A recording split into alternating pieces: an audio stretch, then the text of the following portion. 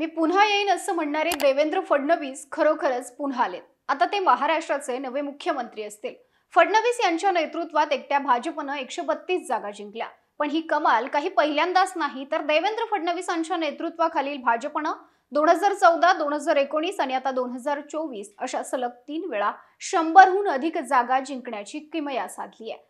लोकसभा निवडणुकीत महायुतीला मोठा फटका बसल्यानंतर फडणवीस संपले अशी चर्चा सुरू झाली होती। पण अभ्यासू आणि मुत्सद्दी फडणवीसांनी चाणाक्षपणे अवघ्या 6 महिन्यात जोरदार कमबॅक केलं।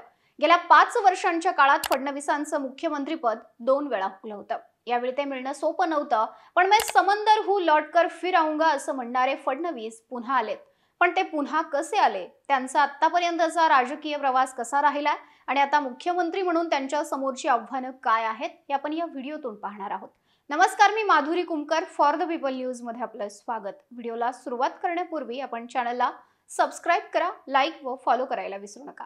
देवेंद्र फडणवीसांना मुख्यमंत्री पदासाठी 5 वर्षांची वाट पाहावी लागली आहे। 2019 साली पूर्ण बहुमत मिळालेलं असताना देखील उद्धव ठाकरेंनी वेगळी भूमिका घेतल्यानं फडणवीसांना विरोधी पक्षात बसावं लागलं होतं। त्यावेळी विरोधी पक्षनेता म्हणून भाषण करताना देवेंद्र फडणवीस म्हणाले होते की मेरा पानी उतरता देख मेरे किनारे पर घर मत बना लेना, मैं समंदर हूं लौटकर फिर आऊंगा।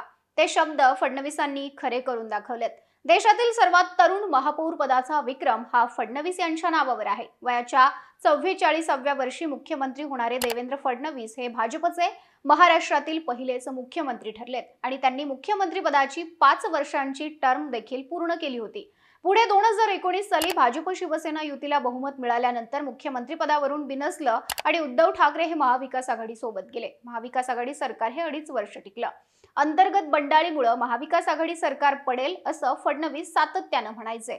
विरोधी पक्षनेते म्हणून त्यांनी उल्लेखनीय काम केलं। एकनाथ शिंदे यांनी शिवसेनेत बंड करून भाजप सोबत सत्ता स्थापन केल्यानंतर पूर्ण संख्याबळ असताना आणि संधी असताना देखील फडणवीसांची मुख्यमंत्री पदाची संधी पुन्हा हुकली। एकनाथ शिंदे मुख्यमंत्रीपदी तर देवेंद्र फडणवीसांना उपमुख्यमंत्रीपदी राहावं लागलं।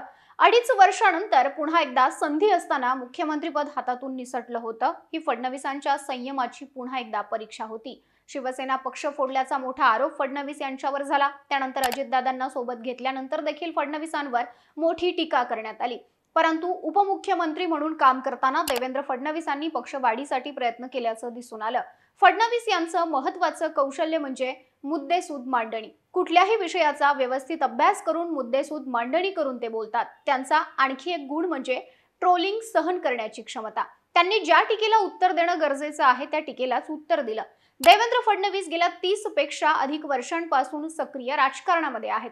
त्यांच्या समकालीन राजकीय प्रतिस्पर्ध्यांच्या तुलनेत त्यांची कारकीर्द लहान वयात सुरू झाली आणि अनेक पदं इतरांच्या तुलनेत त्यांना लवकरही मिळाली। घरात राष्ट्रीय स्वयंसेवक संघाची आणि राजकारणाची पार्श्वभूमी होतीच। देवेंद्र फडणवीस विद्यार्थी काळात अखिल भारतीय विद्यार्थी परिषदेत कार्यरत होते, पण लवकर नितीन गडकरींच्या नेतृत्वात ते राजकारणामध्ये सक्रिय झाले।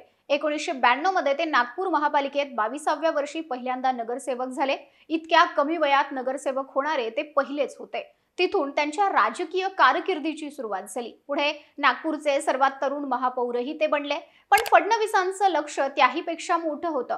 1999 मध्ये जेव्हा राज्यातलं पहिलं शिवसेना भाजप युतीचं सरकार पायउतार झालं, त्या वर्षी पहिल्यांदा देवेंद्र फडणवीस महाराष्ट्राच्या विधानसभेत आमदार म्हणून पोहोचले। नागपूरमध्ये जेव्हा देवेंद्र फडणवीसांनी राजकीय कारकिर्दीला सुरुवात केली, तेव्हा नागपुरात आणि विदर्भात भाजपचे सर्वेसर्वा नितीन गडकरी होते। त्यांचंच बोट धरून फडणवीसांनी सुरुवातीची वाटचाल केली। पुढे मात्र भाजपमधील बदलत्या समीकरणांमध्ये फडणवीसांनी गडकरींचं बोट सोडून त्यांचे विरोधक गोपीनाथ मुंडे यांचा हात पकडला। याच गटाबरोबर राहून फडणवीसांना 2013 मध्ये भाजपचं प्रदेशाध्यक्षपद मिळवण्यात यश आलं। देवेंद्र फडणवीस राष्ट्रीय स्वयंसेवक संघाच्या मुशीतून तयार झालेले आणि संघाच्या विश्वासातले मानले जातात। ही त्यांच्यासाठी जमेची बाजू ठरली। 2014 मध्ये देवेंद्र फडणवीसांना मुख्यमंत्रीपद मिळालं। मुख्यमंत्रीपदी आल्यानंतर 5 वर्षांत फडणवीस महाराष्ट्रातलं प्रबळ सत्ता केंद्र बनले। त्याचे परिणाम व्यक्ती केंद्रित्वाच्या काळात राज्याच्या राजकारणात तसंच पक्षांतर्गत राजकारणातही झाले। मोदींच्या पावलावर पाऊल ठेवून फडणवीस स्वतःचा राजकीय अवकाश तयार करत आहेत असं तेव्हा सतत म्हटलं गेलं। एका बाजूला विकासाभिमुख असल्याची प्रतिमा आणि त्यासाठीचं काम तर होतच, तर दुसरीकडे आपल्या प्रतिस्पर्धी कमी करत जाऊन आपल्या भोवतीच केंद्रित असणारी रचना आणि त्यासाठीचे डावपेच करायचे, हेही राजकारण होतं। पक्षांतर्गत प्रतिस्पर्धी हे फडणवीसांपुढचं मोठं आव्हान होतं. नितीन गडकरी, एकनाथ खडसे, पंकजा मुंडे, विनोद तावडे आणि चंद्रकांत पाटील हे फडणवीसांचे पक्षांतर्गत प्रतिस्पर्धी मानले गेले. यामध्ये नितीन गडकरींना केंद्रात घेतल्यानं राज्यात येण्याचे रस्ते बंद झाले, तर इतर प्रतिस्पर्धींचे रस्ते खडतर होत गेले आणि राज्यातली सत्ता फडणवीसांच्या हाती एकवटली. परंतु आता फडणवीस एकटे नाहीत. त्यांच्यासोबत महायुती म्हणून आपले 2 मित्रपक्ष आहेत.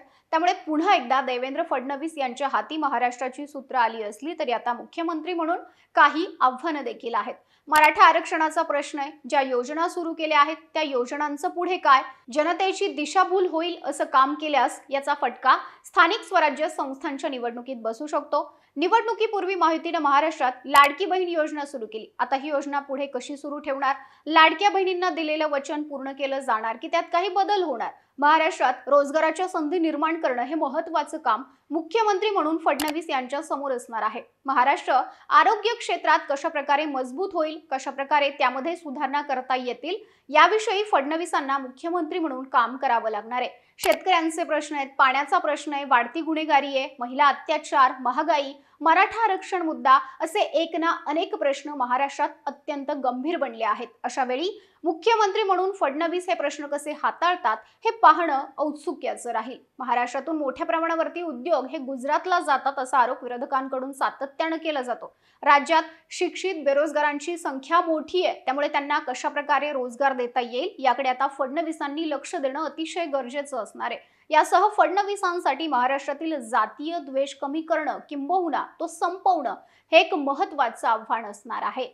आता देवेंद्र फडणवीस मुख्यमंत्री म्हणून 5 वर्ष ही धुरा कशी सांभाळणार हे पाहावं लागेल. यावर तुमच्या प्रतिक्रिया आम्हाला कमेंट बॉक्समध्ये जरूर कळवा. व्हिडिओ आवडल्यास लाईक करा आणि फॉर द पीपलला सबस्क्राईब, लाईक व फॉलो करायला विसरू नका.